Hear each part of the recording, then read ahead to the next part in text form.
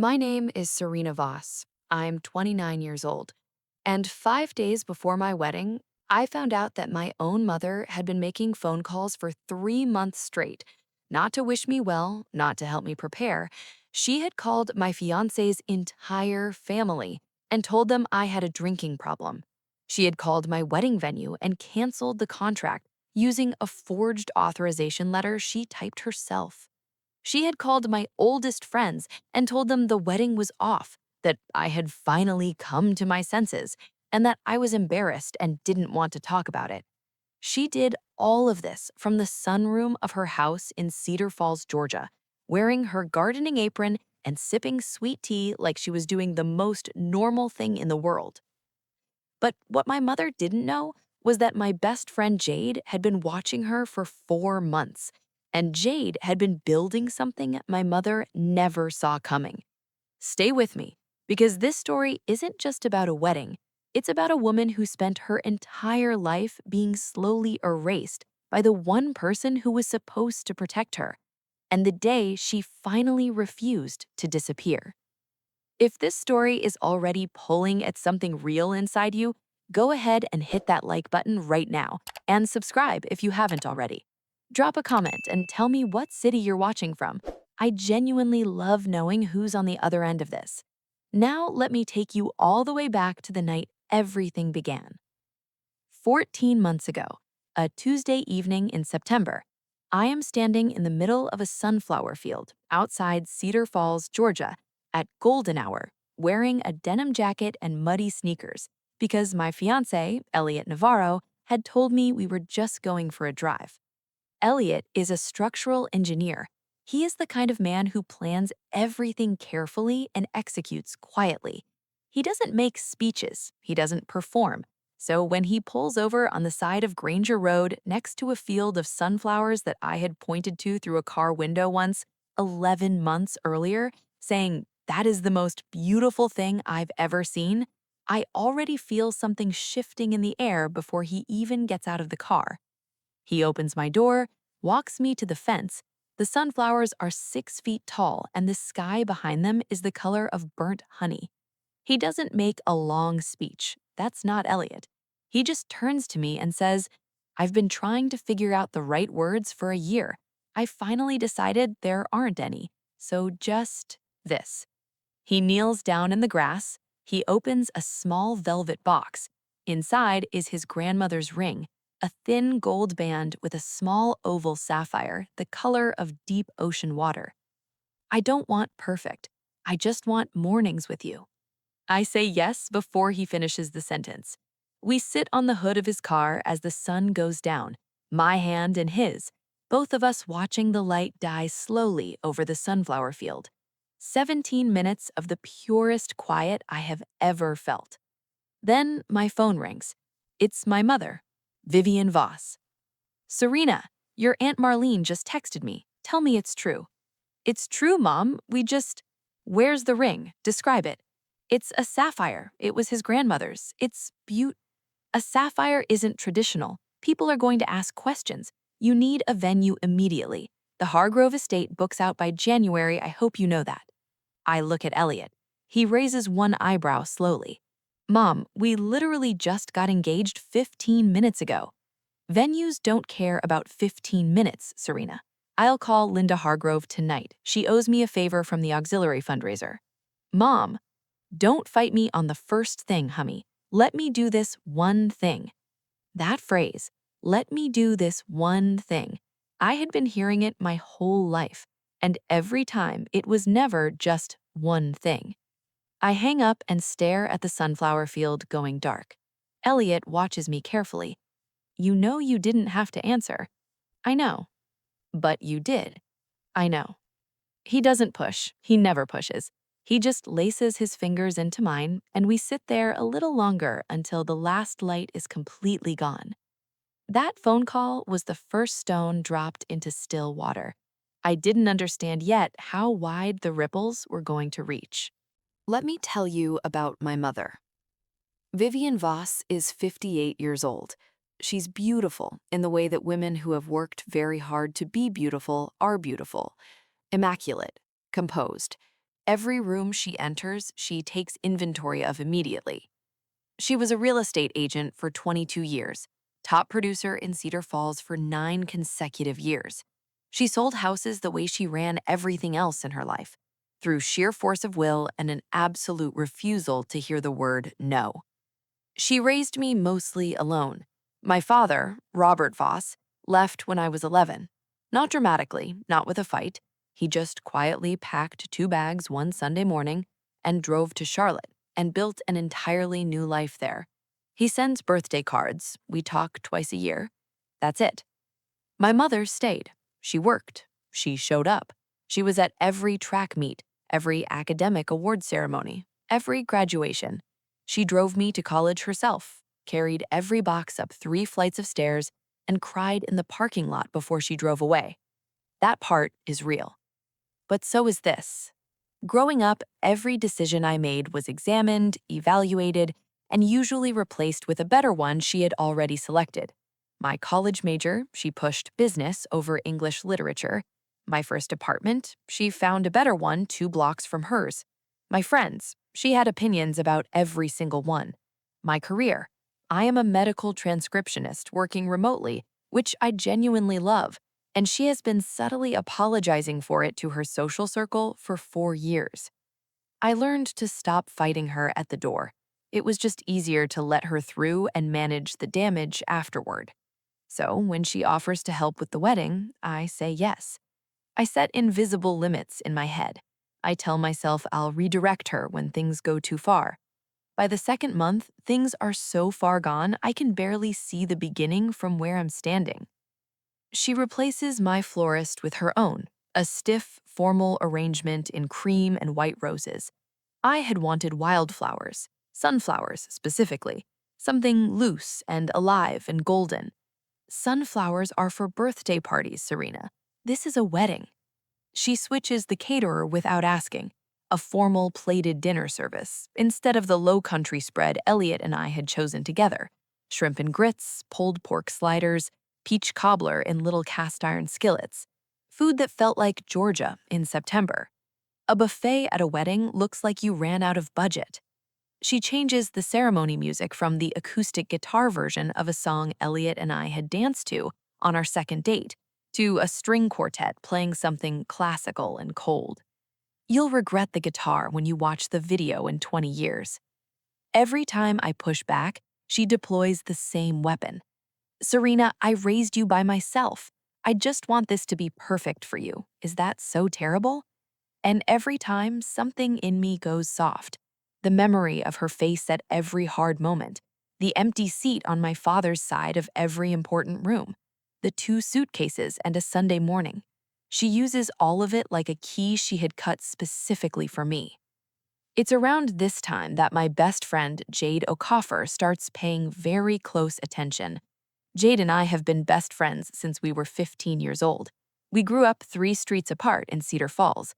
She is a paralegal now, sharp and methodical in a way that makes her extraordinary at her job and formidable in a disagreement. She notices everything. She files everything away. And she very rarely speaks until she's completely ready. One Saturday afternoon, Jade comes over while my mother is going through vendor samples at my kitchen table, replacing every selection I've made with an alternative she likes better. Jade sits on my couch. She watches. She doesn't say a word to my mother. But when she leaves, she stops at the door and turns around. I need you to trust me about something, she says. Don't ask me what it is yet. Jade, just trust me.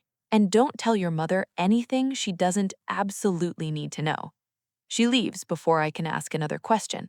I would not find out what she meant for a long time. But I would find out.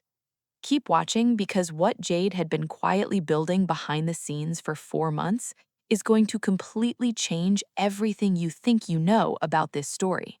10 weeks before the wedding, Elliot comes home and sets his keys on the kitchen counter very slowly. He does this thing when he's carrying something difficult. He gets quieter than usual, and his movements become very deliberate, like he's concentrating on not spilling something. Your mother called my parents today, he says. I go completely still.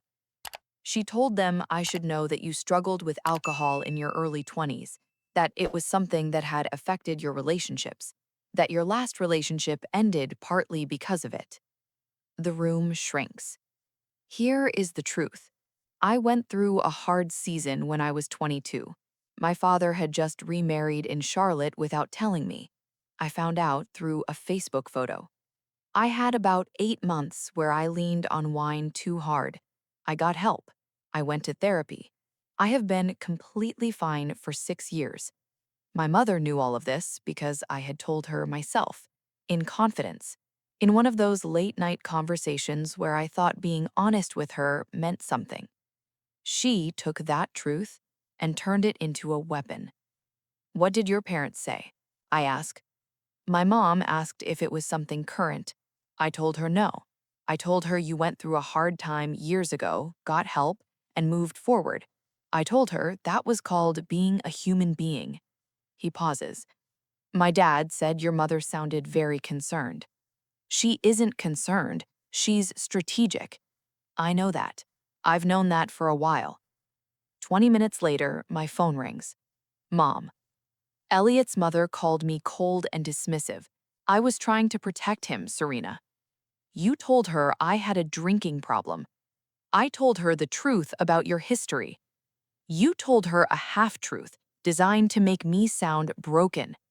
I was trying to save him from going into this without all the information. He has all the information. He got it from me. You don't get to decide what he knows about my life. I have been the only consistent person in your life for 29 years. And there it is, the master key in the lock. I hang up. My hands are shaking. But something else is happening underneath the shaking. Something cold and newly awake. Something that has been asleep for a very long time and is just now beginning to open its eyes. 6 weeks before the wedding, the Whisper campaign begins. My colleague Trish messages me one morning asking if everything is okay, says she heard through mutual friends that the wedding might be on hold. My neighbor, Bev Hartley, stops me at the mailbox and squeezes my arm with the specific sympathy of someone who has been told something worrying. My cousin, Amara, calls from Savannah. Hey, your mama told Aunt Gloria you've been having a really hard time. Is that true? Do you need me to come? I start making a list. By the end of the second week, I count 7 people my mother has contacted, all of them people connected to either my life, my reputation, or Elliot's family. None of them told me directly. All of them treated me with the careful gentleness you give someone who is fragile. My mother had been building a narrative, not out of nowhere, not impulsively, systematically, with the same skills she had used to sell 200 houses over a 22-year career. She was preparing a story when the wedding fell apart, and she was going to make sure it fell apart herself. One evening, Jade texts me out of nowhere. Whatever you're hearing, don't confront her. I need 3 more weeks. Can you hold still? I type back, you're freaking me out. Her reply comes quickly. Good, that means you're taking this seriously. Something in the certainty of that message makes me breathe differently. I hold still, but barely. 4 weeks before the wedding, Elliot's sister Carmen calls him from Tampa. He puts her on speaker. Elliot, I got a message from Serena's mom on Instagram. She reached out directly. She said she was worried about Serena's mental state and that she thought maybe you two were moving too fast. She used the phrase history of self-sabotage. The air in our apartment becomes very precise and still. She messaged you on Instagram, Elliot repeats. Out of nowhere, I don't even follow her. She must have searched me. He thanks Carmen and hangs up. Then he turns to me with an expression I have never seen on his face before. Not anger exactly, something more quiet and more final than anger. She searched for my sister on Instagram to send her a private message. He says, I know. Serena, this isn't a mother who's worried. This is a campaign. I know. What do you want to do? I think about Jade's message. 3 weeks. Hold still. Nothing yet, I say. Not yet. He searches my face for a long moment, then nods once. That night, I lay awake and I let myself do the math I have been avoiding. My mother had contacted Elliot directly, his parents, his sister, multiple people in my personal life. She had used my private history as ammunition. She had planted doubt in every direction like seeds she intended to water. She was building a wall around me, one person at a time, so that when she finally tore this apart, I would have nowhere to turn except back to her. I had been watching her do this my entire life. I just never let myself name it. Hold on, because what my mother does in the next 2 weeks crosses a line so far beyond anything I had imagined that even Jade, who had been preparing for 4 months, said she didn't expect it to go this far. Now, let me tell you something before we go further, because this is the part of the story where a lot of people would say, why didn't you just cut her off? Why didn't you confront her sooner? Why did you keep letting her in? And I want to answer that honestly, because if you have ever loved someone who uses that love against you, you already know the answer. When the person who controls you is also the person who stayed when everyone else left, when they are the one who drove 4 hours to sit with you in a hospital waiting room, who knew which cereal you wanted when you were sick, who cried at your college graduation like it was the proudest moment of their life. The line between love and control gets so blurry, you can barely see it. You don't stay because you're weak. You stay because leaving feels like betraying the real parts, the true parts, the parts that genuinely were love. The cruelest thing about this kind of control is that it hides inside something real. And it takes a very long time to learn that loving someone doesn't mean allowing them to own you. If there is someone in your life right now who makes you feel guilty for wanting space, who shrinks you slowly, who uses the history of their sacrifice to justify controlling your future, I need you to hear this. You are not ungrateful for wanting a life. You are not selfish for holding a boundary. Real love does not require you to be small. Hit that subscribe button if this is landing somewhere real for you. This channel is built for stories exactly like this one. Now, back to Cedar Falls, Georgia, because the worst part is still coming. 5 days before the wedding, Wednesday morning, 9:47 a.m. I am working at my desk when something nudges me to confirm the venue details. Just a feeling, something tight and low in my stomach. I call Hargrove Estate. Hargrove Estate, this is Michelle. Hi, Michelle, this is Serena Voss. I'm calling to confirm my booking for Saturday. A pause, the specific kind of pause that has a shape inside it. Miss Voss, that reservation was canceled last Friday. We received a written authorization by fax, signed by you. The room tips sideways. I didn't send any fax. The signature on file reads Serena Voss. I hang up. My fingers are already dialing the florist. I'm so sorry, Miss Voss. We received a cancellation call last Thursday. The woman identified herself as you. She had your booking number. I hang up. Call the caterer.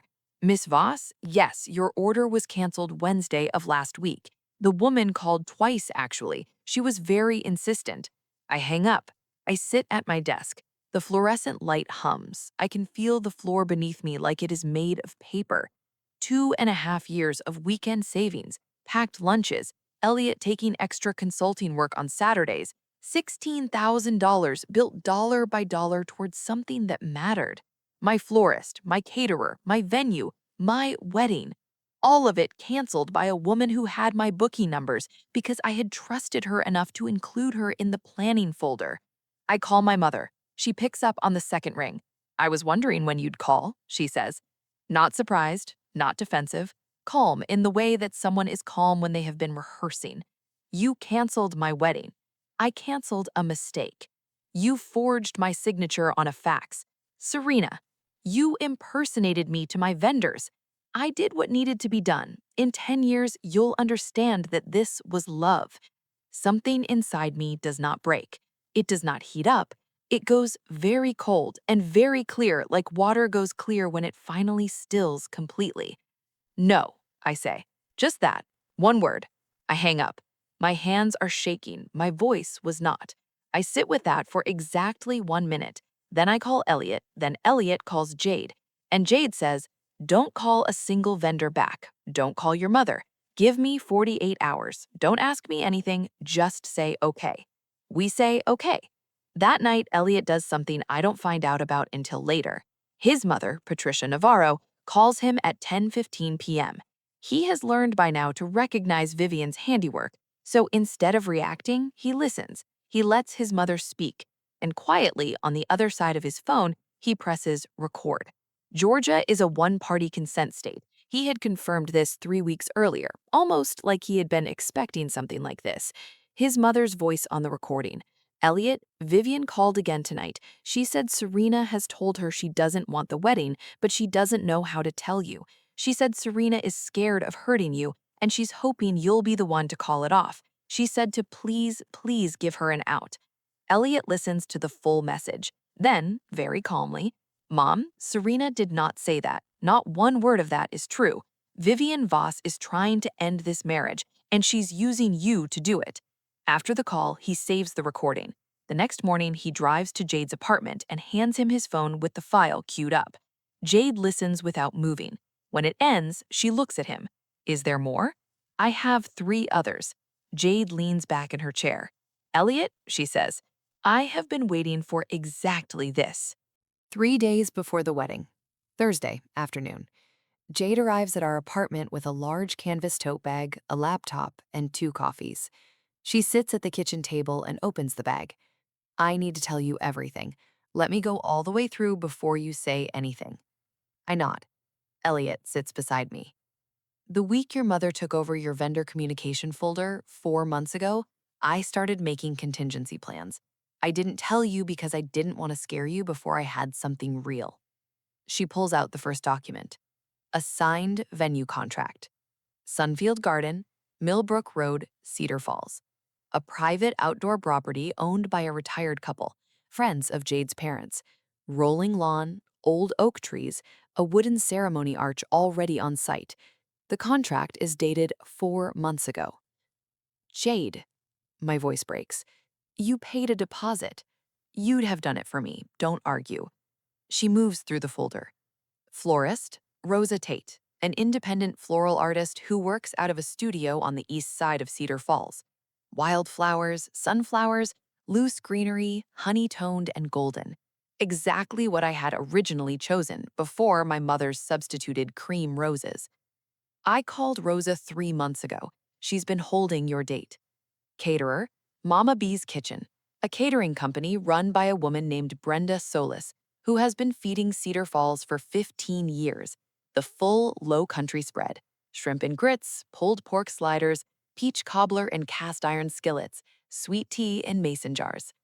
Elliot makes a sound that is almost a laugh. The first real laugh I've heard from him in 3 weeks. Photographer is my cousin Damien. He shot 2 weddings last year, and he's incredible. DJ is my friend Troy. He already has the playlist Serena sent me back in November. She slides a printed spreadsheet across the table. Total backup cost, $6,400. I fronted it. Jade, I also built a complete parallel guest contact database. Every single one of your 194 guests, phone numbers, emails, both. Morning of the wedding, I send a mass text. We tell them the original venue had an unexpected closure and we've upgraded to a new location. Last minute change, exciting surprise, please arrive by 2. She pauses. Your mother gets the original address, the one for the venue she canceled, the one that will be empty on Saturday. The room goes completely quiet. Then Jade places one more item on the table, a printed email thread. I reached out 4 weeks ago to a content creator named Dara Phillips. She runs a storytelling page, 52,000 followers, Georgia and Southeast US. She thinks she's covering a feel-good story about a best friend who saved a wedding. She'll be at Sunfield on Saturday with a full setup. She looks at me steadily. Your mother posted publicly on Facebook that you were marrying against the advice of people who loved you. She used the phrase, not of sound mind. She posted that to 340 people. I know. She made it public first, Serena. This is just making sure the full story gets told. I sit with that. There is a part of me that spent my entire life absorbing damage quietly, shrinking it, processing it alone in rooms no one else ever entered. But that version of me had been standing at that kitchen table in silence while her choices were erased one by one. Okay, I say. Jade nods once, like she already knew. One more thing, she says. She places Elliot's phone on the table. 4 recordings, his mother, his sister, a voicemail your mother left for someone at Hargrove Estate saying the reservation was made under duress by a person in crisis, and a conversation where she said verbatim that Elliot deserved someone emotionally stable.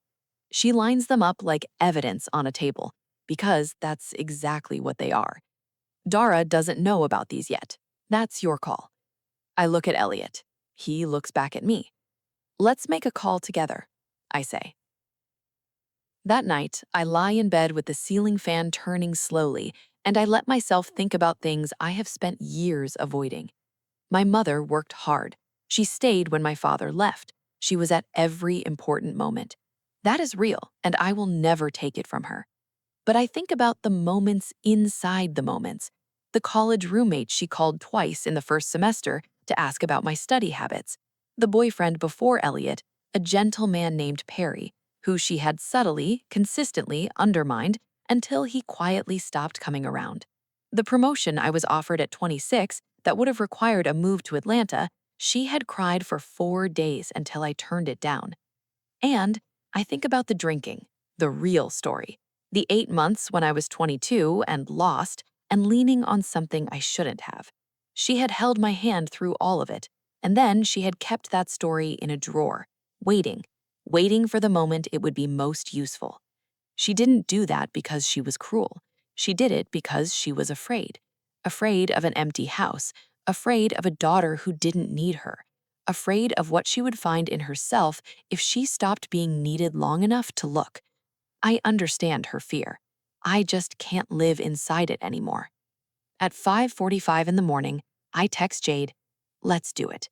Her response comes back in 40 seconds, already running. Then I make one more call. My uncle Bernard Cole, my mother's younger brother, the only person in her family who has spent 30 years telling her the truth and absorbing the consequences of it.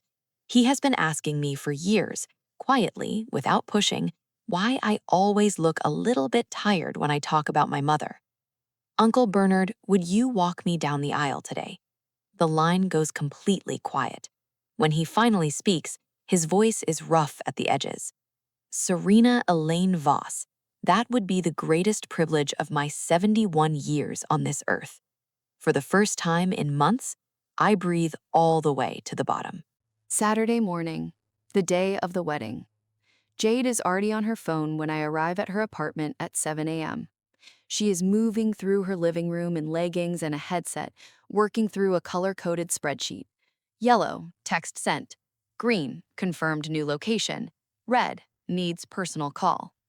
By 10:30, 188 of 194 guests had confirmed Sunfield Garden. One name appears nowhere on the contact list. Vivian Voss has not been texted, called, or told a single detail about the location change. As far as she knows, the wedding is at Hargrove Estate, the venue she canceled, the venue that will be completely empty at 2 p.m. on a Saturday in September. At noon, I put on my dress. I had found it at a small boutique in Savannah on a solo trip I took 6 months ago. Ivory, T-length, simple. Thin straps, a little bit of embroidered detail at the hem that looks like wildflowers if you look closely enough. My mother had seen it on a hanger and said, "It looks more like a sundress than a wedding gown." I had smiled, said nothing, and bought it that afternoon. Uncle Bernard arrives in a dark navy suit. He takes one look at me standing in Jade's living room, and his face does something complicated and then settles into something very still and warm. "Baby girl," he says quietly, "you look like somebody who knows exactly where she's going." Jade checks her clipboard. "Ready?" I smooth the embroidered hem. I've been ready for years. Sunfield Garden sits at the end of a long gravel lane lined with old cedar trees.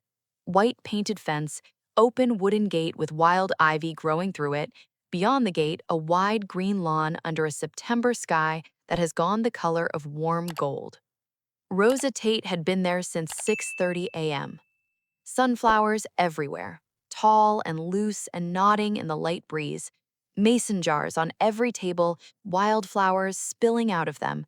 The ceremony arch wrapped in greenery and small sunflower heads and thin gold ribbon. The smell from Mama B's kitchen reaches the gate before anything else does. Warm butter, sweet peaches, something smoky and slow and southern, and completely, utterly home. Guests arrive at 2 o'clock and nearly every single one of them stops at the gate. Not from confusion, from the specific feeling of walking into something that is exactly right. Elliot's mother, Patricia, finds me near the entrance. She takes both my hands and holds them for a moment before speaking. "I owe you an apology," she says. "I let her plant doubt in me and I should have known better. I watched my son look at you for a year and a half, and I should have trusted what I saw with my own eyes. You didn't know what she was doing. I should have asked you directly." Her chin is unsteady. "Your family, Serena. You have been for a long time. I just want you to know that." By 2:30, 191 guests are seated on wooden chairs on a lawn filled with sunflowers and September light. The only person missing is the one who spent 3 months trying to make sure none of this would exist. Because at exactly 2:48 p.m., a silver Lexus pulled into the parking lot of Hargrove Estate, 14 miles away. And what happened next is something I only pieced together later from Uncle Bernard and from Dara's footage, and it is the part of this story I will never forget as long as I live. At 3 o'clock, the light turns the color of honey. Uncle Bernard takes my arm at the top of the aisle. "Slow," he says quietly. "Let them look at you." The music starts. Jade's friend Simone plays acoustic guitar. The song is one Elliot had played for me through a phone speaker on our second date, sitting on the tailgate of his truck at midnight, saying, "I don't know why, but this song makes me think of something good that hasn't happened yet." We walk. 191 faces turn. Elliot is standing at the arch, under the sunflowers and the gold ribbon, and he is not trying to hold anything together. His eyes are red and open, and he is not hiding a single thing he feels. Uncle Bernard delivers me to him. He takes Elliot's hand, shakes it firmly, and looks him directly in the eye for a long moment. "There is no one in this world more important to me than this woman. You understand what I'm telling you?" "Yes, sir. Every single day." Uncle Bernard squeezes his hand once and steps back. "Our friend Marcus Webb, Elliot's college roommate, ordained 3 months ago specifically for this, keeps the ceremony clean and honest." Elliot goes first. "I have spent my whole life building things I could trust, structures that hold, things that don't fall down under pressure." His voice catches once on the word hold. "I have never been more certain of anything I've built than I am of this. You are the thing I'm most careful with, and I don't plan to stop." My turn. I don't use a card. I spent a long time believing that love was something I had to perform correctly to deserve, that I had to be a certain version of myself, smaller, quieter, less, to be worth keeping. The garden is completely still. I choose you. Not because I need you to complete me, but because I finally know that I am already whole, and I want to build something whole with you. The silence that follows is the kind that only happens when something completely true has been said out loud. Marcus pronounces us married. We kiss under the sunflower arch, and 191 people rise to their feet, and the sound that fills Sunfield Garden in Cedar Falls, Georgia, on that Saturday afternoon in September is the most alive thing I have ever heard. 14 miles away, a parking lot is empty. The gates of Hargrove Estate are locked. No caterer, no flowers, no music, no people. My mother arrived at 2:48 p.m. in a deep burgundy dress, with her hair done and her heels sharp on the pavement. She was not dressed the way you dress when you're worried about your child. She was dressed the way you dress when you're expecting to be the most important person in the room. She tried the gate. Locked. She walked the perimeter. No setup visible, no staff, no vehicles, just an empty property and a hot Georgia afternoon. She took out her phone, called me, voicemail, called Jade, voicemail, called Elliot, voicemail, called Patricia, voicemail. 7 calls, 8, 9, 10, not one answer. She stood in that empty parking lot in her burgundy dress and her heels, and she turned in a slow circle, calling number after number into complete silence. She had been so certain of what she would find here, a disaster she could step into, a daughter humiliated and overwhelmed and needing to be rescued, a wedding dissolved into confusion and hurt, and the specific kind of gratitude that feels like surrender. She had expected chaos. What she found was nothing, an empty lot and her own voice going to voicemail over and over. Eventually, I found out later, a woman she vaguely knew from church happened to drive by and recognized her car, stopped, rolled down her window. Vivienne, aren't you supposed to be at Serena's wedding? This is the venue. Honey, they moved it. Sunfield Garden on Millbrook Road. Beautiful place. Everybody's already there. My mother hung up without thanking her.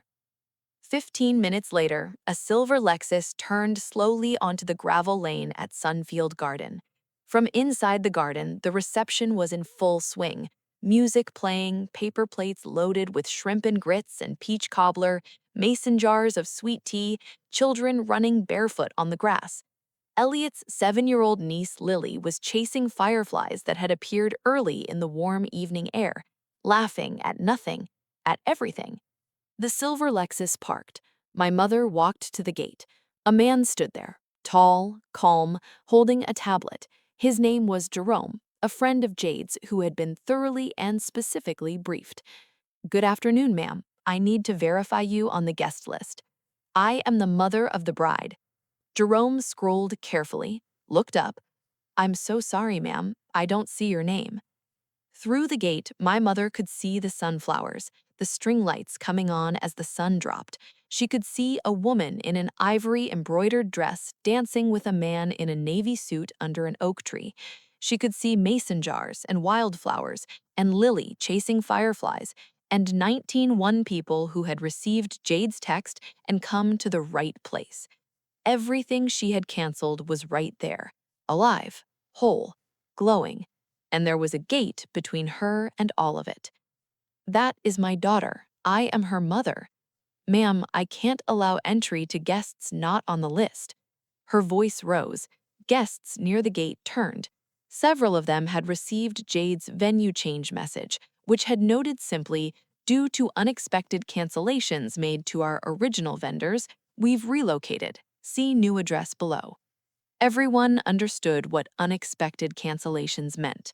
They looked at her, not with sympathy, with recognition. That was when she saw the camera. Dara Phillips had moved quietly toward the gate with her setup. The small red light was on, steady and patient. My mother looked directly into the lens. The tears she could summon on command, I had watched her do it my whole life, in arguments, at dinner tables, on phone calls, did not come. She looked into that camera the way a person looks when they have been caught mid-performance and the audience can see the stage. The mask did not slip. It cracked, all the way down the middle.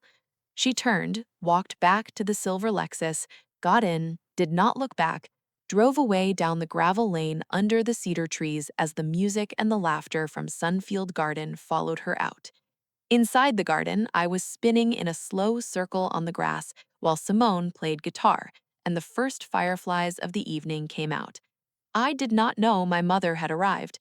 I did not know she had left. Jade had watched the silver Lexus disappear down the lane. She picked up her mason jar of sweet tea, took a long sip, and walked back to the dance floor. No triumph, no performance, just peace. She told me 3 days later, very quietly, "She came, she saw it, she left. You didn't miss a single thing." The rest of that evening is the kind of ordinary I had been hungry for my entire life. Paper plates, peach cobbler with vanilla ice cream melting into the cast iron, sweet tea with mint, Lily asleep on a blanket under the oak tree before the sun was fully down, covered in a cardigan someone had found in a car. Patricia stands to speak. The garden goes quiet the way it does when someone needs it to. I almost let fear make a decision for me, she says. Her chin trembles. I almost let someone else's story replace what I could see with my own eyes. I almost missed this. She raises her glass. Serena, welcome home. You have been family since the first night my son called me from a parking lot in Cedar Falls and said, Mom, I think I just met the person I've been waiting for. Uncle Bernard stands slowly. He is not a man who makes long speeches. Her father should be here, he says. He isn't, so I'll say what he should have said every single day. He pauses. Serena, you spent too long believing you had to earn the right to be happy. You never did, not for one single day. He sits down before anyone can see him cry fully. I look around at sunflowers and string lights and September in Georgia and 191 people eating good food on an ordinary, extraordinary evening. Jade catches my eye from across the tables. She raises her mason jar.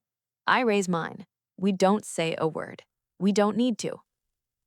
That night, after the last car had rolled down the gravel lane, Elliot and I sat on the tailgate of his truck under the cedar trees with our shoes off. The night smelled like warm grass and jasmine. I need you to hear something, he said. He opened the recording, his mother's voice in the night air. Vivian said Serena doesn't really want this. She said she's hoping you'll be the one to end it. I listened all the way through. I want Dara to have this, I said. You sure? She posted on Facebook that I was marrying against the advice of people who loved me. She used the phrase, not of sound mind, to 340 people. I'm not doing this to hurt her. I'm doing this so she can never rewrite what happened. He nodded. Then let's make sure the real story gets told. The next morning, I wrote a letter. 5 drafts. The 5th was honest. Mom, I love you. I need you to know that first because it's true. You canceled my wedding with a forged signature. You called my private history a character flaw and delivered it to people who love Elliot. You posted publicly that I was not of sound mind. I know why you did it. I have known for a long time. You are afraid of an empty house. You are afraid of not being needed. You have been afraid since Dad put 2 suitcases in the car on a Sunday morning and left you alone with an 11-year-old and a catering business and no warning. That fear is real. I have compassion for it, but it doesn't give you the right to own me. Real love doesn't require me to be small. I am not running from you. I am creating a boundary. I am holding it. When you are genuinely ready to be in relationship with me as the whole person I actually am, not the version of me that needs you most, I will be here. The door opens from my side now. I love you, Serena. I folded it, sealed it, drove to Uncle Bernard's house and handed it to him. He read it standing in his kitchen in the morning light. When he finished, he looked up slowly. That is the most courageous thing I have ever read. He delivered it that afternoon. I didn't ask what she said when she opened it.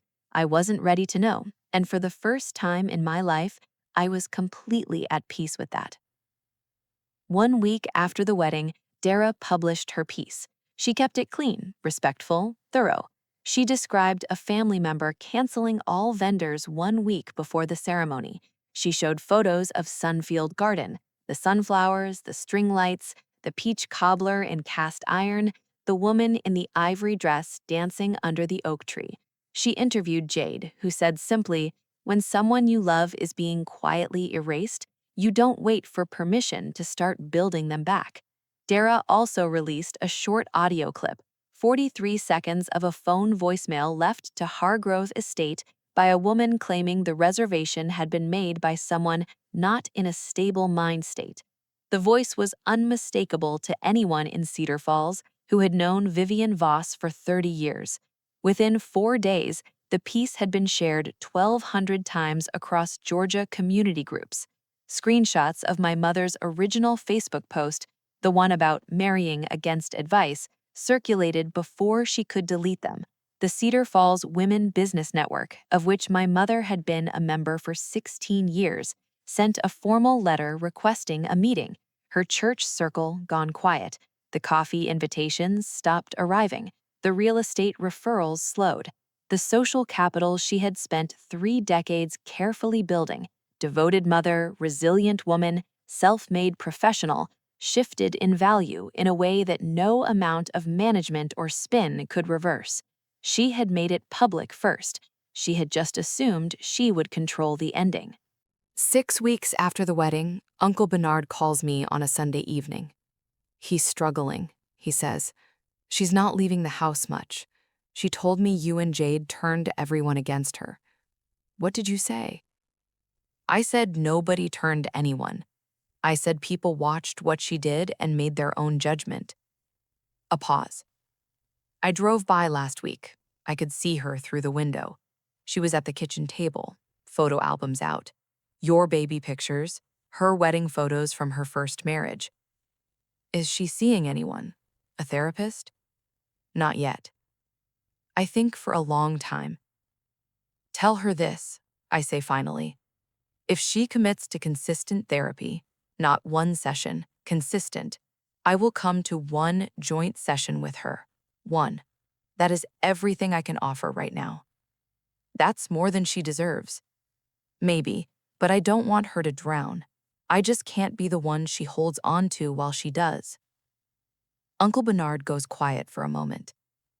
You know something, Serena? You're going to be okay. I mean that in the biggest way I know how to say it.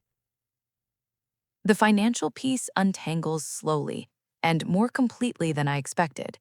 We returned to the original vendors with documentation, screenshots of emails where my mother had signed my name, a copy of the forged fax authorization from Hargrove Estate, voicemails where she had identified herself as me. Hargrove Estate issues a full deposit refund, $3,200 back. The caterer returns their deposit, $4,000. The florist refunds the original booking, $1,800. We pay Jade back within 6 weeks. She resists. It was a gift, Serena. It was love, and we honor love by taking it seriously. She accepts it and calls me the most stubborn person she has ever known. I consider it the finest compliment of my adult life. Something unexpected happens in the weeks after the wedding. Dara's piece includes several photographs of the hand-painted wooden signs Elliot had made and installed throughout Sunfield Garden, directional signs, a seating chart board, a large welcome sign with our names and date in hand-lettered paint. He had built them in his garage over 6 weeks, telling me they were a project for a client. Within 5 days of the piece going up, Elliot received 8 messages through his professional accounts.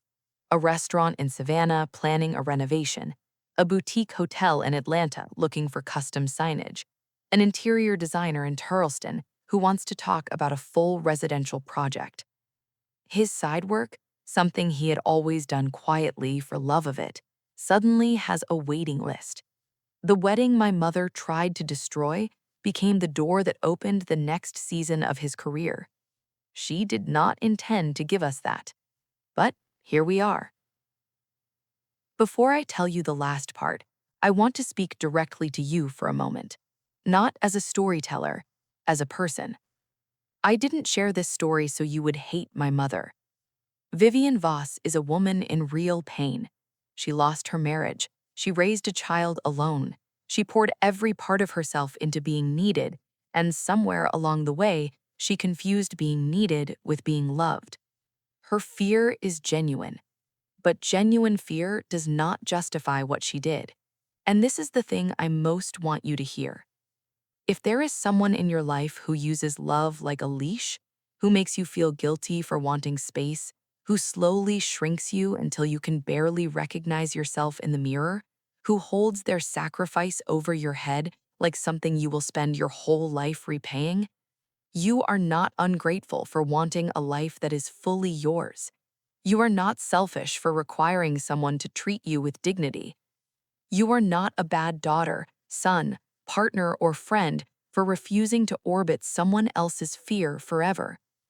Boundaries are not rejection. They are the most honest form of love. I spent 29 years asking for permission to exist fully. The day I stopped asking was the day I finally started living. Do you have a Jade in your life? Someone who was building the backup plan before you even knew you needed one? Or are you someone's Jade right now? Quietly watching, quietly preparing, quietly choosing to protect someone you love? Tell me in the comments. I read every single one. And if this story moved something real in you, subscribe and stay. There are more stories like this one. You belong here. 4 months after the wedding, a Thursday afternoon, I come home to find something on the welcome mat outside our apartment door. Not in the mailbox, on the mat. Hand placed. A small cream envelope. No return address. My name on the front, in handwriting I would know anywhere. I open it, standing in the hallway. No letter inside. No words, no explanation. Just a single dried sunflower. Small, pressed flat between two pieces of wax paper. The petals preserved carefully in deep gold. The dark center still perfect. I stand in the hallway for a long time holding it. My mother had replaced all my sunflowers with cream roses because sunflowers weren't formal enough, because appearances mattered more than what I had actually chosen. And somewhere between that day and this one, she had found a sunflower and pressed it carefully and carried it to my door and left it without knocking. I don't know exactly what it means. I don't know if it is an apology or a beginning or just a woman standing at the edge of something she doesn't yet have the language for. Maybe she doesn't need language yet. Maybe this is how it starts.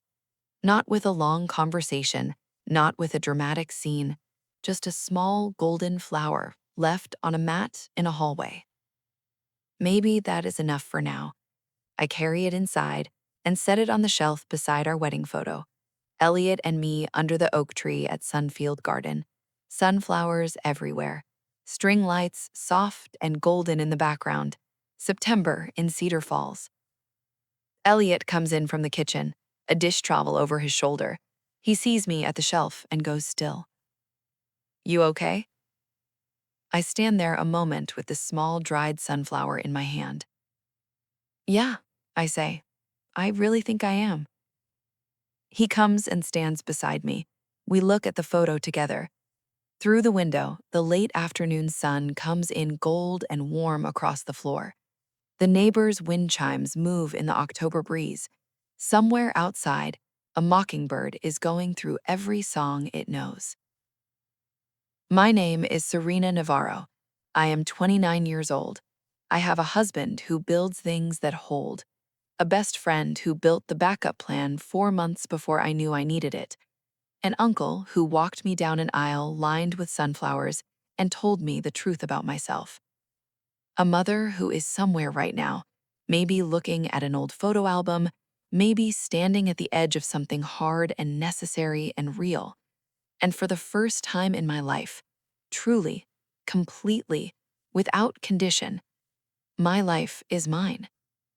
Whatever your version of Hargrove Estate looks like, the empty parking lot someone left you standing in, I hope you find your Sunfield garden. It exists.